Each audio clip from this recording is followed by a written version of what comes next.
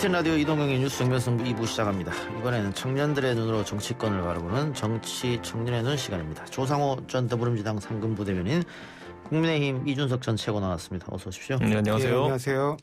정치권의 특활비 논란이 불붙었습니다. 추미애 장관이 대검 특활비를 총장 주머니돈처럼 사용한다 이렇게 지적하자 야당이 법무부 장관에 배정된 특활비를 맞지적하면서 법사위원들이 현장 검증까지 했는데, 일단 여당은 대검 특활비 문제 삼고 있는 것 같고 야당은 법무부 특활비를 문제 삼고 있는 것 같습니다. 일단 법무부에서는 추미애 장관이 들어온 이후로 특활비를 받은 적도 없고 쓴 적도 없다. 그랬더니 야당은 그럼 조국 전 장관은 꺼둬보자 이러고 있는 것 같고, 대검에서는 A4 용지 한 장을 그냥 현장 검증에 내놨다 그래요. 그래서 전체 금액만. 그래서 누가 쓴 건지는 알 수 없게끔. 어떻게 보겠습니까? 사실 근데 이 문제의 발단은 역시 윤 총장이 국감장에서 한 발언에서 시작됐다고 봅니다. 윤 총장이 이제 향후 거취에 관해서 정치를 시작할 수도 있다, 뭐 이런 뉘앙스의 발언을 하니까 결국 그 모든 다음의 행보들이 정치적으로 해석되고 그 의미부여가 되고, 그러다 보니까 검찰총장이 이제 그 좀 자유롭게 좀 이렇게 운영의 탄력성을 갖고 쓰는, 그러니까 꼬리표가 붙지 않는 돈, 이런 특활비죠.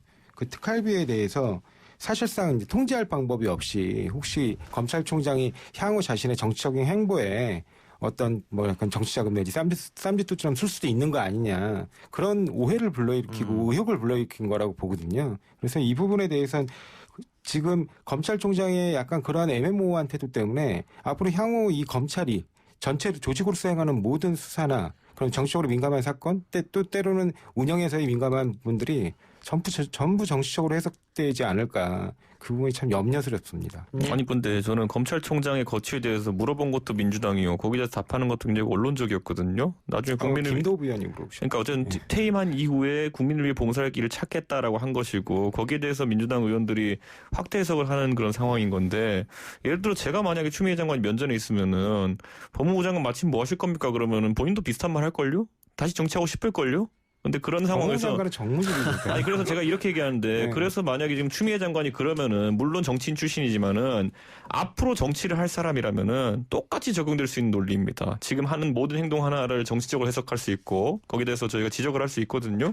근데 그렇게 하지 않잖아요. 왜냐? 정치인이랑 카테고리를 보면 묶였다 생각하기 때문에. 하지만 정무직 장관으로 있을 때 정치 행위를 하면 되는 건 아닙니다. 또 보면은 법무부 장관은 공정성을 기해야 되는 것이고 그 형평성을 가지고 가야 되는 것인데, 그런 식의 어쨌든 원님 재판, 너 이런 정치할 생각 갖고 있지, 이런 식으로 몰아붙이는 것 자체는 사실 살이 안 맞는 거니까 저희가 안 하는 건데, 추미애 장관이 왜 그런 사정을 모르고 이 윤석열 총장에 대해서는 모든 걸 정치적 행보라고 보고 이렇게 달려드는지 모르겠습니다. 그런데 검찰총장이 사실은 준사법기관으로서의 그 독립성을, 그다음에 독립성을 보장해주는 이유가 수사의 공정성, 그다음에 정치적 해석에 대한 그 어떤 방어벽을 쳐서 스스로 이제 어떤 사법기관으로서의 역할도 좀 일정 부분 역할을 수행하고 있다라는 점을 존중해 준 건데, 스스로 이렇게 정치적인 행보로 보일 수 있는 행동들을 하게 되면 스스로 그 방어벽이나 보호막을 무너뜨렸다고 보는 거거든요. 그러니까 검찰이 지금 전부 다 이게 정치의 어떤 바람에 노출되게끔 사실은 그 검찰 조직을 망가뜨리고 있다고 볼 수도 있는 거 아닙니까? 그러니까 저는 이렇게 생각하면 될 것 같아요. 국민을 위해 봉사할 길을 찾겠다는 어떤 포괄적인 말에 대해 가지고 그걸 정치로 단정지어 가지고 지금부터 몰아붙이는 거는, 그거는 이미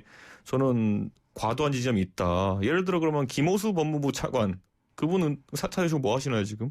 그분 국민을 위해 봉사할 길 찾고 있죠. 감사위원이 되고 싶었다가 안 되고, 그리고 다른 이제 공직 뭐 문재인 정부에 줄 것 같은데, 그런 것들 그러면 다 부정적으로 봐야 됩니까 저는? 그러니까 그런 것에 대해 가지고 당신이 뭐 잘못했다고 지적할 수 있는 부분이 구체적으로 있다면 모르겠으나, 저는 뭐 예를 들어 윤석열 총장이 정치적인 언사를 한다고로 이제 많은 사람들은 얘기하는데, 아니 검찰은 뭐 권력의 눈치를 보면 안 된다, 이게 정치적인 발언입니까?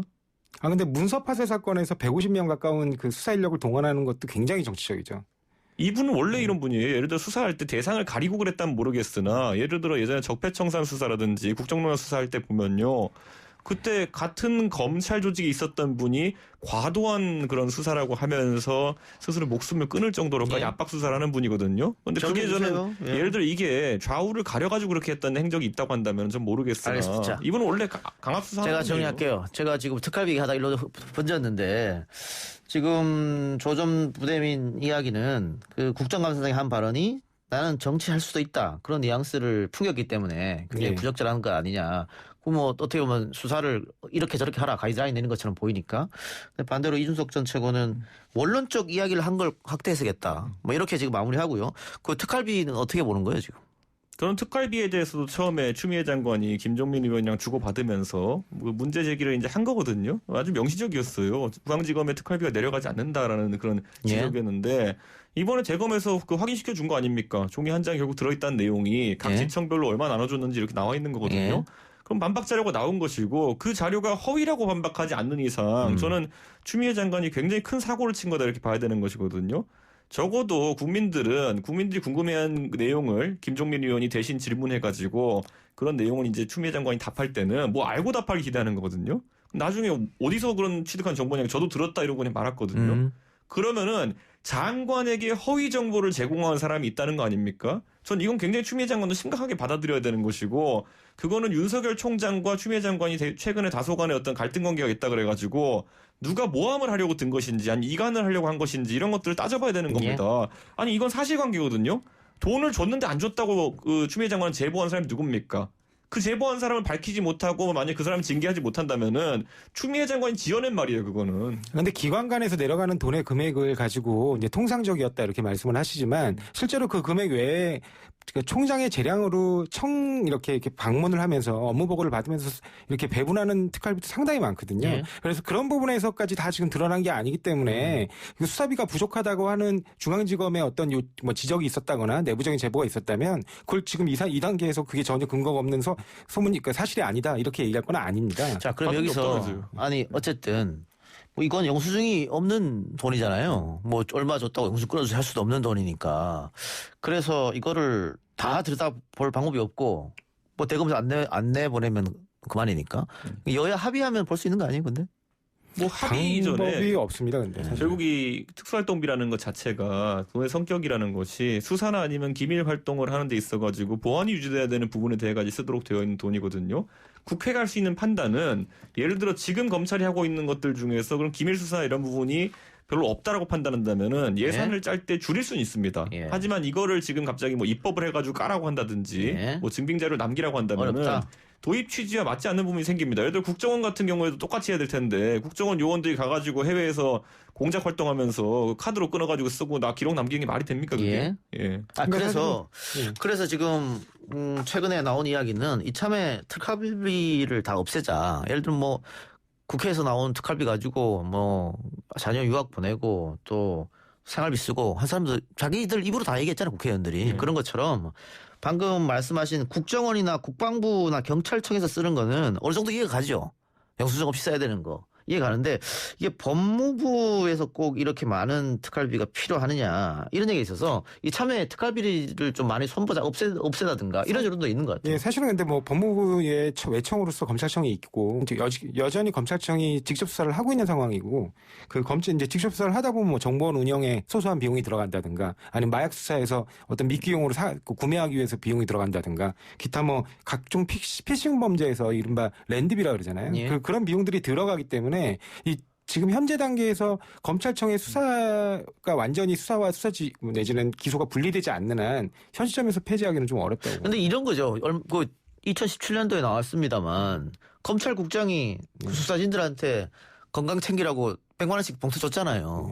그거는 우리가 상식적으로 이해가 좀 안 되지 않습니까? 국민 세금으로 경력이 봉투에 담아준다? 자, 그럼 그것에 대해 가지고 이제 소위 말하는 공무원에도 이제 그 급여 체계 같은 것들도 그럼 양성화해야 되는 부분이 있죠. 예를 들어 검사의 수사라고 하는 것은 출근 카드, 퇴근 카드 찍고 가는 것이 아니거든요. 그러니까 업무 시간에도 하고 밖에 나가서도 예를 들어 사건 관계자를 만날 수 있고 이런 것들에 대해 가지고 원래 우리 출장하고 출장 수당 받고 그다음에 예를 들어 시간에 근무하면 시간에 근무 수당 받지 않습니까? 근데 검찰 일선에서는 오히려 현재 법 제도가 보장하는 그런 수당의 수준이라는 것이 낮기 때문에 그것을 지금까지 음성적으로 관행적으로 아까 말했던 것처럼 검찰국장이라든지 뭐 상위 보직에 있는 지검장이라든지 이런 분들이 격려 쪽으로 내려보내는 것처럼 하사금처럼 되어 있는데 양성화해가지고 그런 부분을 측정할 수 있는 부분은 최대한 양성화해야죠. 아니 근데 사실- 왜냐하면 이거를 그냥 음성화로 놔둬버리면 나한테 돈 봉투 많이 준 사람한테 충성할 수밖에 없는 거잖아요. 그렇습니다. 그렇죠. 네. 그런데 사실은 이거는 이제 명백히 용도의 사용이고요. 왜냐면은 원래 그 경력금이 뭐 상관이 뭐 학업자한테 줄 수 있죠. 그러면 업무 추진비를 지급하면 됩니다. 그래가지고 영수증 받으면 되거든요.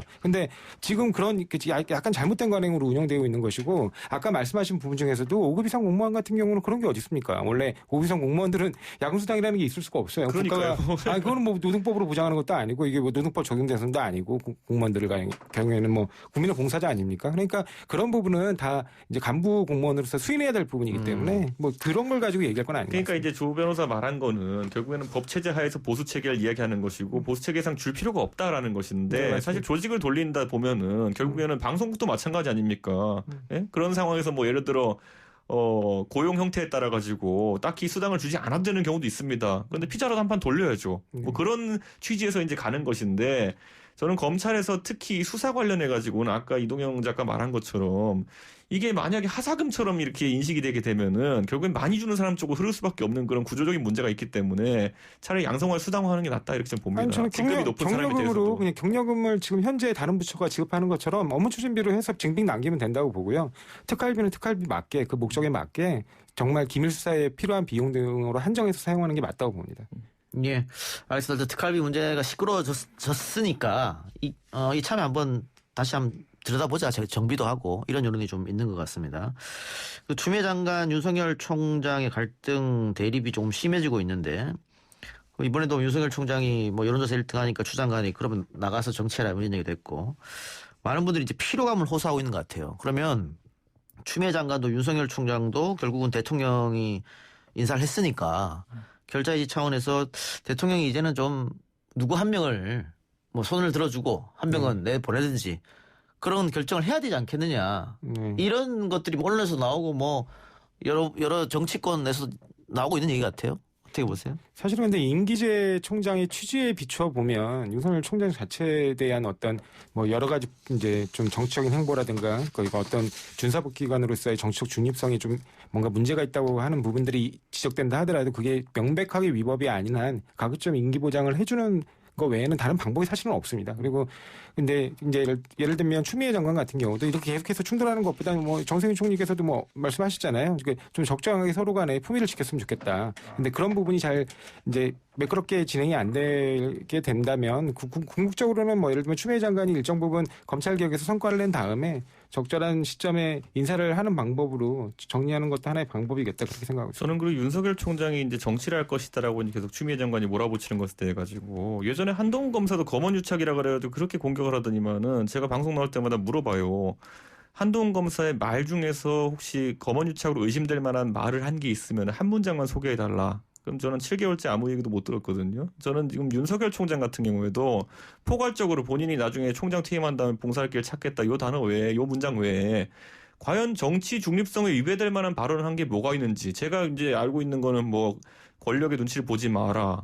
뭐 다 이제 도둑놈 때려잡으라는 취지의 그냥 당연한 권력기관으로서의 수사기관으로서의 얘기인데 이런 것들 왜 이렇게 민주당은 민감하게 반응하는지 잘 모르겠어요. 아주 김도우 의원이 아주 노골적으로 물어봤잖아요. 향후 정치를 할 생각이 있느냐. 근데 거의 답변 못하겠다 그랬거든요. 거기서 답변에 근데 이유가 제가 있나요? 말씀드리는 게 뭐냐면 뭐 여러 차례 뭐 이렇게 그런 부분에 대해서 말씀을 드리고는 있는데 검찰총장이 갖고 있는 그 검찰권이라는 게 잠재적인 정치적 경쟁자를 제거할 수 있는 힘이 있어요. 그렇기 때문에 굉장히 위험한 권한이거든요. 그렇기 때문에 더 보다 높은 정치적 중립성을 요구받는 건데 그 부분에 대해서 그렇게 애매모호한 태도를 굳이 취해야 되냐는 거죠. 왜냐하면 최초에 인사청문회 당시에는 명확하게 얘기했잖아요. 저는 그만두고 또 뭐 이렇게 정치를 나가는 거 어떻게 하겠습니까? 근데 현직에 있는 동안에 명확하게 정치의 선을 긋는 행동을 안 하시고 과거에 했던 거하고 다르게 약간 애매모호한 태도를 취하면 당연히 그렇게 정치적인 해석을 나올 수밖에 없죠. 저는 공격을 할 수 있지만 사람들이 정치를 하겠다고 결심하는 큰 정치인들도 무수하게 많은 이유가 있습니다. 예를 들어 현직 대통령이신 문재인 대통령께서도 원래 그 당시에 노무현 정부 끝나고 나가 정치 안 하겠다 하셨거든요. 예. 근데 그 말 뒤집은 걸 제가 비난하고자 할 의도가 전혀 없는 게 그 중간에 노무현 대통령의 비극적인 서거 이후에 문재인 대통령에게 사명으로 그게 다가온 거예요. 그런데 고위공직자가 정치를 하게 된 것이고 자신의 지위에서 저는 그 외에도 예를 들어 이회창 총재 옛날에 이회창 감사원장, 이회창 국무총리 그 당시에 감사원이 성역 없는 감사를 하고 그다음에 국무총리 하면서 그 당시 자기를 임명해준 김영삼 대통령과의 긴장 관계가 있고 그러다 보니까 나중에 정치인으로 발돋움하게 된 것이거든요. 반기문 총장, 유엔 사무총장 하면서 정치하고 싶은 생각이 있었는지 모릅니다. 아무도. 하지만 끝나고 나서 보니까 정치할 여건이 주어지고 정치하려고 했었죠. 그러니까 이런 것처럼 저는 굉장히 자연스러운 것이고 여기서 물어서 뭐 나중에 비난할 수 있겠죠. 그때 안 한다더니 왜 했냐 이런 것일 텐데 크게 의미 있는 건 아닙니다. 근데 그러니까 총리는 뭐 어떤 정치인의 지위가 있으니까 그건 논외로 하고 만약에 감사원장으로서 이회창 총재가 현직에 있을 때 정치를 할 거라는 것 같은 그런 뉘앙스의 발언을 하면 그게 적절하다고 보십니까? 그건 아니잖아요. 그러니까 그런 부분을 고려를 하면 인사청문회 당시처럼 좀 명확하게 선을 그어주는 게 오해를 낳지 않는다는 거죠. 이 지금 누군가의 표현처럼 검찰 2,200명의 검사를 품고 있는 검찰 조직 전체를 지금 정치판으로 뛰어들게 하는 것 같은 그런 굉장히 부적절한 행동으로 보일 수도 있다는 겁니다. 저는 결국 이제 이거는 물어보느냐 마느냐의 문제일 것 같은데 지금 보면 대한민국의 관료 출신의 장관들이나 이런 사람들 예를 들어 홍남기 부총리한테 가서 물어보면 어떻게 할까요? 홍남기 부총리는 지금 호사가들이 나중에 강원도지사 출마할 의향도 있는 것 같다라고 분석하는 분들이 있거든요. 제가 홍남기 부총리 곤란하게 하려면 저희 당 의원들이 가가지고 당신 강원도지사 나갈 거야 말 거야 이렇게 해서 몰아붙일 수 있어요. 거기에 대해서 홍남기 부총리가 답을 해야 됩니까? 정무직 공무원하고 아까도 말씀드렸던 것처럼 준사법기관으로서의 정책 중립성이 고도로 요구되는 검찰총장하고는 다르죠. 들어보세요. 대한민국의 경제부총리는요. 예산권을 사실상 갖고 있어요. 그런데 예를 들어 강원도지사 출마 의향이 있어가지고 우리가 알지 못하는 강원도에 대한 배려를 한다. 이런 가능성 충분히 있을 수 있거든요. 저는 안 그런 분이라 알고 있기 때문에 지금 이런 의혹을 제기하는 겁니다. 그런데 이런 것들을 만약에 저희가 윤석열 총장 몰아붙이듯이 강원도 예산 하나씩 다 파내가지고 홍남기 부총리한테 이거 나중에 출마 의향이 있어서 넣은 예산이냐 이렇게 물어보면은 굉장히 정치도 이상 말도 안 되는 짓이고 알겠습니다. 저는 그런 식으로 정치를 하면 안 된다 봅니다. 이건 평행선인데 아까 처음에 논쟁한 거 다시 끝으로 돌아왔어요. 아까 제가 마무리 지었는데 시간이 없어서 하나만 짧게 여쭤보고 마칩시다. 윤석열 검찰총장이 여론조사 첫 1위를 냈습니다. 물론 뭐 여론조사 방식에 따라 뭐 다르게 나오긴 합니다만 이걸 결과를 두고 지금 주호영 국민의힘 원내대표가 큰 의미 없다 이렇게 얘기했거든요. 그러니까 윤석열 총장이 지지율이 많이 나면 나올수록 국민의힘 잠룡들의 퍼센트를 뺏어가니까 아마 그런 의미인 것 같은데 민주당은 어떻습니까? 좀 위기감을 느낍니까? 사실은 이 결과 자체로만 보고 뭐 위기감을 느낄 건 아니라고 보는 게요. 뭐 이렇게 지금 뭐 어떤 분도 지적하셨지만 그 조사 결과에서 보면 제1야당이에요, 국민의힘이. 근데 거기 제1야당에 소속된 정치인 중에 한 명이 없습니다. 예, 후보가 없었죠. 네, 후보가 없었습니다. 그래갖고 그렇게 본다면 전체적으로 보면 우리가 보통 4대3 내지 4.5대 3.5 이 정도로 보지 않습니까? 현재 지금 정치 지형을. 근데 그 과정에서 한쪽에 전혀 주자가 제1야당의 주자가 없기 때문에 그 제1야당의 주자가 가져갈 지지율이 한쪽으로 결집됐다고 보는 거고요. 오히려 여당 같은 경우는 이제 주자가 이제 여러분이 계시기 때문에 그 지지율이 적당한 그 수준에서 자기가 지지하는 후보로 분산되어 있었던 거기 때문에 전체적인 판세를 놓고 보게 되면 그다지 변화가 없거든요. 오히려 국민의힘은 후보가 없는 거죠. 주호영 원내대표 말에 동의하는 거네요. 별 의미 없다. 네, 저는 그렇게 큰 의미 없다. 저는 근데 그 안에서 수치상의 의미를 이제 살펴보면은 그 안에 이제 저희 당 소속은 아니지만은 범야권 주자로 분류되는 안철수 대표와 그 다음에 홍준표 전 대표의 그 지지율도 들어가 있습니다. 근데 윤석열 총장의 그 지지도가 그분들 개개인의 지도보다 4-5배씩 많게 나왔거든요. 이게 의미하는 바는 결국에는 상대 비교는 가능한 지금 단계다. 그래가지고 안철수 대표도 지금 사실 그 결과 때문에 상당히 민망한 것이 연일 이제 국민의힘을 대상으로 해가지고 너희들은 옳다고 나는 새 정치를 하니까 나를 중심으로 뭉쳐야 된다. 뭐 플랫폼 만들자 이런 얘기 하시잖아요. 저는 이제 그런 거 보면서 약간 안철수 대표가 메시지에 힘이 떨어지는 단계가 온 거 아닌가. 약간 김선달 같다는 느낌이 들거든요. 대동강물을 계속 팔려고 하는데 대동강물을 갖고 있는지 잘 모르겠는 그런 상황이거든요. 그러니까 저는 이런 상황 속에서 그 굉장히 암시적인 이제 정기 개편의 과정들이 진행되고 있는 것이다. 이 정도의 생각은 하게 되는 그런 여론조사였습니다. 예. 정기 개편은 뭐 선거 밑에는 언제나 가능성은 노출하고 있는 것이니까요. 좀 지켜봅시다. 어떻게 될지. 두 분 오늘 말씀 여기까지 듣겠습니다. 수고하셨습니다. 네, 감사합니다.